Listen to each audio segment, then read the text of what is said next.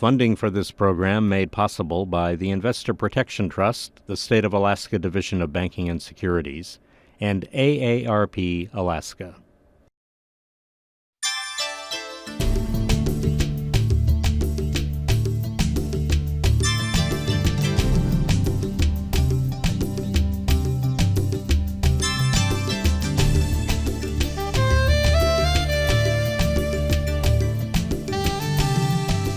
In today's program, we'll take a look at how and when to enroll in Medicare.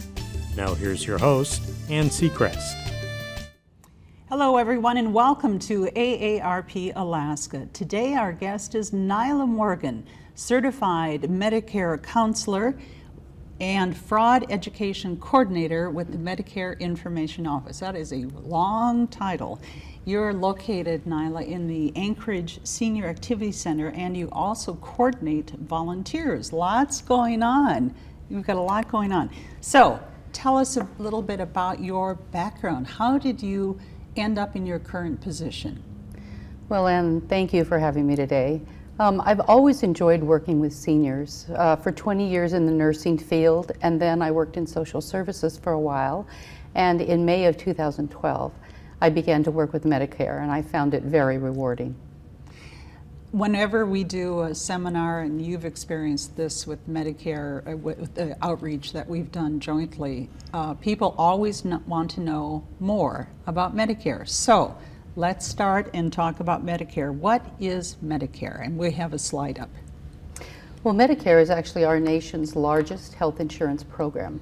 It covers currently about 55 million Americans and almost 84,000 Alaskans. So Medicare is medical insurance for certain groups of individuals, for people who are age 65 or older, for people who are under the age of 65 with certain disabilities and have been on Social Security disability benefits for 24 months, people with end-stage renal disease, also known as ESRD. These are people who are in permanent kidney failure, who require dialysis or a kidney transplant.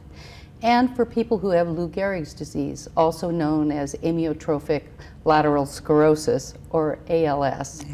People with ALS actually begin receiving Medicare the first month they're eligible for Social Security benefits.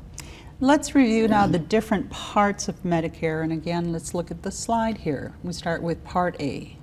Medicare Part A is called hospital insurance. It provides inpatient hospital coverage. It also provides coverage in a skilled nursing facility, home health care coverage, and hospice coverage. Then there's Part B of Medicare called medical insurance. This provides medically necessary outpatient services, things like your provider visits, diagnostic tests, some therapies, durable medical equipment, and preventive screenings. These are tests or shots. Now, the scary part for people is enrolling in Medicare. When I turned... I have a couple more parts of Medicare to talk to you about. Oh, certainly. Sorry, I hesitated. Sorry. That's all right. Part C of Medicare are Medicare Advantage plans. This is a different way of getting your Medicare. These are provided by private insurance companies that are approved by Medicare, and these plans combine Part A, Part D, Part B, Part D, which is prescription drug coverage, and can also include other benefits. Part D of Medicare, prescription drug coverage, that helps to pay for outpatient prescription medications. And lastly, Supplemental Medicare or Medigap plans. These are plans that are designed to supplement Part A and Part B and fill in the gaps of original Medicare. Now with Part D, that actually is now 10 years old. That is correct. It started in 2006. And supplemental, people don't really fully realize that Medicare doesn't cover 100%, so it's important to have supplemental coverage. That is correct. It can be very beneficial. All right, let's talk about enrolling in Medicare. When I turn 65, will I be automatically enrolled, or what steps do I have to take? If you're already receiving a Social Security benefit, for example, if you took early retirement, you'll automatically be enrolled in Part A and Part B without submitting an additional application. You will receive your red, white, and blue Medicare card or your initial packet in the mail about 3 months before the month of your birthday, and then coverage will start on the first day of the month of your birthday. Or if you're on SSDI, Social Security Disability Benefits, you'll receive that packet about 3 months before the 25th month of your disability benefit, your 25th disability benefit, and the coverage will start on the first day of the month you receive those 25th month of disability benefits. When in one of the bullets here, the initial enrollment period package mailed 3 months before age 65. When you and I were rehearsing for this program, you talked about making an appointment with Social Security. Why do you recommend starting 3 months before you turn 65? Well, as we know, the baby boomers are aging at a rate of about 10,000 individuals a day turning 65 in the United States. And so many of those individuals are trying to access their Medicare benefits. And so there's a deluge of applications coming into Social Security. So to ensure that you get your application processed in a timely manner, we encourage people to start about 3 months prior to when they're going to be eligible. Now, is that both online or going down to the local Social Security office? Or now, this sounds, I'm going to back up a little bit. When I turn 65, I can't just walk into your office and say, here I am. I have to actually go to Social Security? That's correct. So Medicare enrollment and disenrollment is actually done by the Social Security Administration. So when you want to apply for Medicare, you need to contact them. And there's a variety of ways you can do that. You can go online to the socialsecurity.gov website and enroll there. Or you can call the national hotline for Social Security, which is 1-800-772-1213, and enroll over the phone. Or the best way to do it is to contact them over the phone, even if you want to make an appointment at your local office. They'll make the appointment for you. But as I suggested earlier, you want to do that well in advance of your eligibility date. How many people walk in to see you, assuming you can sign them up for Medicare right there? We have quite a number of people that walk in and say, well, my 65th birthday was last week, what do I do? And you say, go see I go will see direct Social you to who Security. can help you. So, when to enroll? The other thing that's important, you don't have to, and we have a slide up here, so you don't have to be retired. Your initial enrollment period lasts 7 months, begins 3 months before your 65th birthday, includes the month you turn 65, ends 3 months after you turn 65. But there are other times you may be able to enroll. That is true. There are special enrollment periods, what we call SEPs. Those are periods that if for some other extenuating circumstance, you have permission to enroll. Like if you're working when you become eligible for Part B, but you already have active health care coverage through your employer. You can wait, and when you're going to lose that coverage, like when you go to retire or that coverage is lost, then you have an 8-month window in which you can enroll in Part B without penalty. Still, again, we encourage people to start way in advance because you don't want to have a gap in your coverage. So at least 2 months, if you know that retirement date, at least 2 months prior to it, you're going to want to start your application for Part B. That's amazing. I'm sure a lot of people think that they're going to get something in the mail. That's correct. Thinking that. And again, you had mentioned the phone number, but I'm going to repeat that. And we have that online. Again, you can enroll with Social Security, and we're going to emphasize that either online, and we've got the website, www.socialsecurity.gov, in person, and best to call in advance, 1-800-772-1213. You know that number by heart. Now, if you're retired from the railroad. If you're retired from the railroad, you actually enroll in the Railroad Retirements Board. That's who does the enrollment for them. And you can go to the local office, or you can contact their national hotline, which is 1-877-772-5772. So that's another hotline that you can contact to enroll in the railroad retirement. version of Medicare. You rattled off those phone numbers with no notes in front of you. I've said them a few times. Should people keep their Medicare card on their person at all times? That's an excellent question. So when you get your red, white, and blue Medicare card in the mail, I encourage people to look it over very carefully. Make sure the information is correct and that the spelling is correct. If everything looks okay, go ahead and sign the bottom of the card, make a couple copies of it, and then keep the card and the copies in a safe place where you keep your important medical information.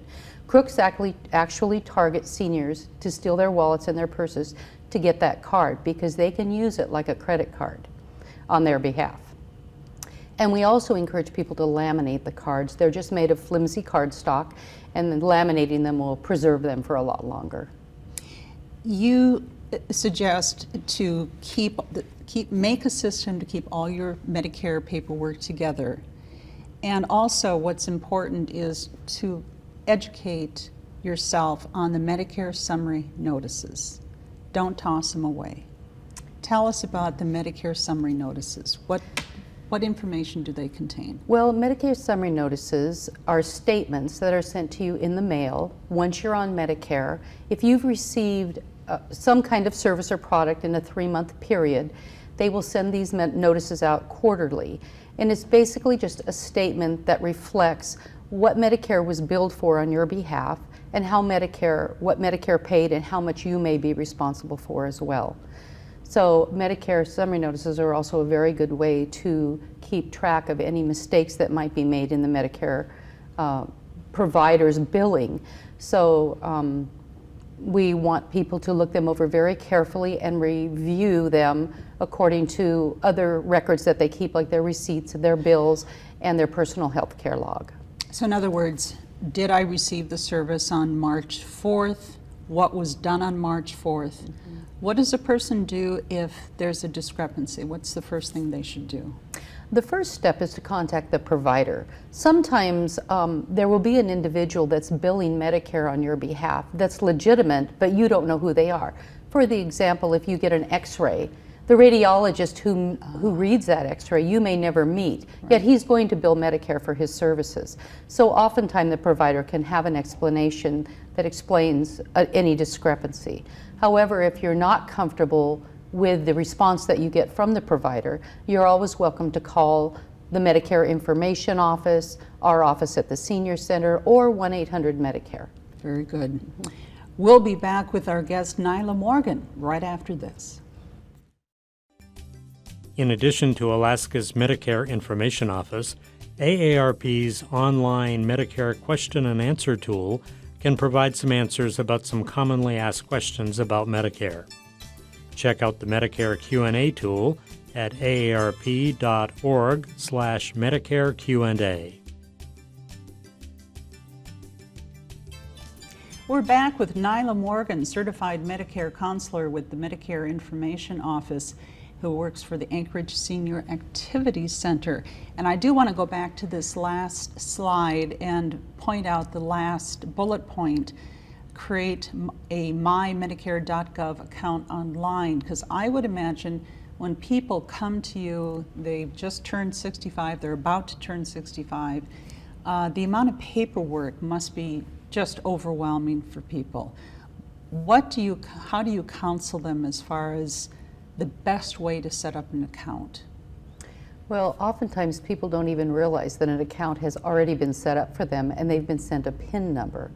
And so they get so many communications in the mail around that time between Social Security and Medicare that oftentimes they're overwhelmed by it and don't really read each document. So the best thing to do is go to the site. Even if you've already been sent a PIN, you can still sign up at that site. And the mymedicare.gov website is a free service from Medicare that helps you access your personal information. You can see a wide variety of information there, including like your Part B deductible status, different screenings that are available to you, your prescription drug coverage enrollment, and also the claims that have been processed on your behalf are posted within 24 hours of being processed right to that site. So instantaneous. You Right, got so it right you don't there. have to wait for that Medicare Summary notice to come in the mail every 3 months. Which is quarterly, as you mentioned, Exactly. right? Let's talk about paying for Medicare Part A, the hospital insurance. What does Part A cost? That's a good question. So Medicare Part A is generally no cost to most individuals. If they've paid Medicare taxes, they or their spouse can have paid them through their work history. Even if you are not eligible for what we call premium-free Part A, you can still buy Part A, but it's expensive. So people who have paid between 20 and 30 quarters into the system will pay about $411 a month for that premium. People who have paid between 30 and 39 quarters will pay about $226 a month in 2016 for Part A premium. Got it. And then paying for Medicare Part B. Right, Medicare Part B in 2016 also has an interesting situation. So if you were receiving Social Security benefits in 2015 and you were enrolled in Part B, you'll continue to pay the same premium you paid last year of $104.90. However, if you're new to Medicare this year, your premium is going to be $121.80. That's the threshold base cost. In addition, for Part B, there's also an annual deductible of $166, and then there's that 20% copay you're responsible for with most services.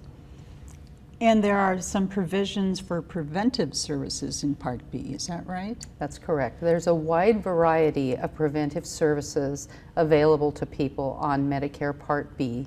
These are tests and screenings and shots that help prevent, detect, and manage different conditions. Most of the time, preventive screenings have no cost to them. However, the doctor or provider may charge an office visit when you receive those preventive screenings. And you also get a welcome to Medicare visit within the first 12 months. That's correct. Within the first 12 months of having Part B, you are eligible for a welcome to Medicare visit, and then after that, every year you're eligible to have an annual wellness visit. Let's talk about what Medicare does not cover, which always surprises people. Yes, it does. And there are several things that Medicare does not cover. For example, routine eye exams and eyeglasses, routine dental checkups and dental work, and also age-related hearing loss exams and hearing aids. And we encourage beneficiaries to save money to cover those expenses. Medicare also doesn't cover long-term care. And so oftentimes people can examine or think about purchasing a long-term care insurance plan to cover that. You know, there's a certain window, like the first couple weeks. It depends on how they're admitted. And then, but it depends on how it's written up as far as how the physician writes it up and so on. But I'm always surprised that people, they don't realize Medicare does not cover certain services. Yes, yes, they think it's all encompassing. So we've talked about Medicare Part A and Part B. Now here's where it gets a little more confusing. What is the difference between Medicare Part C and a Medigap policy? Okay, well let's start with Medigap. Okay. Medigap, also called Supplemental Medicare, are policies that are designed to help fill in those gaps that Part A and Part B leave. So they're provided by private insurance companies that are overseen by the Division of Insurance in the state of Alaska. There's 10 plans that are available. Plan A is the basic plan, and they're designated A through N. And so the most comprehensive plan is Plan F. But Plan A has the basic coverage, and then all the rest of the plans are just different combinations of bells and whistles added on to Plan A. And that's here in Alaska? That's here in Alaska. Okay. Actually, that's mostly nationwide except for 3 states. Now, in the state of Alaska, there's 11 different companies that offer the plans. Not every company offers every plan. And the plans are standardized, which means that if you purchase Plan A, no matter what company you purchase it from, your coverage will be identical. However, the cost can vary dramatically from company to company, and it's very wise for beneficiaries to really compare the Medigap plans. And we can help as well by providing, we have additional information that can help people determine which plan is going to fit them the best. Got it. Now, Medicare Part D, as we mentioned, it's 10 years old. How does it work? Well, Medicare Part D, prescription drug coverage, is optional, but if you don't have other coverage, other prescription coverage, which is creditable, which means it's as good or better than Medicare's, you could end up paying a penalty if you don't enroll. So Part D, prescription drug coverage, are provided by private companies who have a contract with Medicare. And so they are responsible to provide certain medications under every therapeutic category available, but they get to determine which medications they're going to provide within the plan. Currently, there's 17 plans in the state of Alaska for 2016, and the plans have different parts to them that you're going to pay for. So the premium, which is the part you pay to belong to the plan, can range from the lowest cost plan this year is $18.40, and the most expensive plan is around $90.20. And of course, it's all driven by the specific medications and the variety of medications the plan offers. Most of the plans have deductibles. The highest deductible or maximum deductible for 2016 is $360. And then there's a copay. That's the part you pay at the pharmacy when you pick up your medications. So under these plans, the plan pays a certain percentage of the cost of the medication, and then the beneficiary pays the remainder. If someone is new to Medicare and they're taking meds, where do they go for help if they're not certain, if they're not computer savvy and they just need help? Where do they go? They're welcome to call the Medicare Information Office or the Anchorage Senior Center. We actually have counselors around the state that we train every year in Part D. And there's a tool online called the Medicare Drug Plan Finder that we use. And it incorporates and we determine each plan, which is the best plan for each beneficiary, by the specific drugs they're taking and by the pharmacy that they like to use. Got it. And I know in 2006, I had walked my parents through this, and it's really sitting down. I kind of explained it's like a relational database. And has that changed? Is it? It is similar? Much like that. And when we make an appointment with someone, whether it's over the phone or whether they're going to come in person, we encourage them to bring their red, white, and blue Medicare card. Right. And then their medications. The actual medication. They can actually bring the medications if they want, or they can just get a list from the pharmacy of their current prescriptions. Excellent. Not the handwritten list, but the yes, an actual official one. And we talked about the Medicare Summary notice. It's not a bill, but it's important to review it. It shows all your services and supplies, and it's the most important things. People should read it carefully, and they should have a system. Keep a receipt and bills, keep a record of appointments, and then compare it to, if they've got a system, they can compare their receipts to the Medicare Summary notice, make sure it's accurate. Right. We actually give out personalized healthcare logs. People can call us or ask us for those. We're happy to give them to them. And it just gives them a tool to keep track of all those services. It has a place for your med list and a lot of really good information that you might need when you go to a provider. And with the Medicare Summary Notice, they actually send out separate Medicare Summary Notices for Part A, Part B, and durable medical equipment. So you may get more than one. And the reason it's important is, next slide, is Medicare Waste. Yes. Medicare estimates that about $60 billion a year is lost to Medicare fraud. And so that, of course, is everybody's problem. And so Medicare Waste is a continuum. It takes in errors, abuse, and fraud.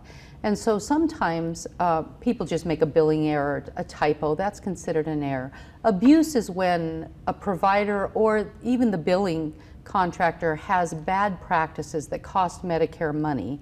And then fraud, the definition of fraud is that it's intentional. They're Right. intentionally trying to defraud Medicare. So even though it's Medicare Waste, it includes fraud as well. That's correct. So again, I've got a little slide up, encourage people to set up mymedicare.gov. And I do want to show what it looks like. We've got a slide that actually shows mymedicare.gov. Looks very simple, getting started. And for some resources, we've got information, toll-free numbers for Medicare, Social Security, which is the first place to start, as well as Alaska's Medicare Information Office. And finally, I do want to put up your information and leave it up for people to jot down your toll-free number, 1-800-478-6065, and your phone number, 770-2070, and your email is also there. So thank you so much for being here today. I want to thank our guest, Nila Morgan, Certified Medicare Counselor and Medicare Fraud Education Coordinator with the Anchorage Senior Activity Center and Medicare Information Office. AARP is a nonprofit, nonpartisan member organization with more than 87,000 members in Alaska. AARP is dedicated to enhancing the quality of life for all as we age. We lead positive social change and deliver value to our members through information, advocacy, and service. Thank you for watching AARP Alaska.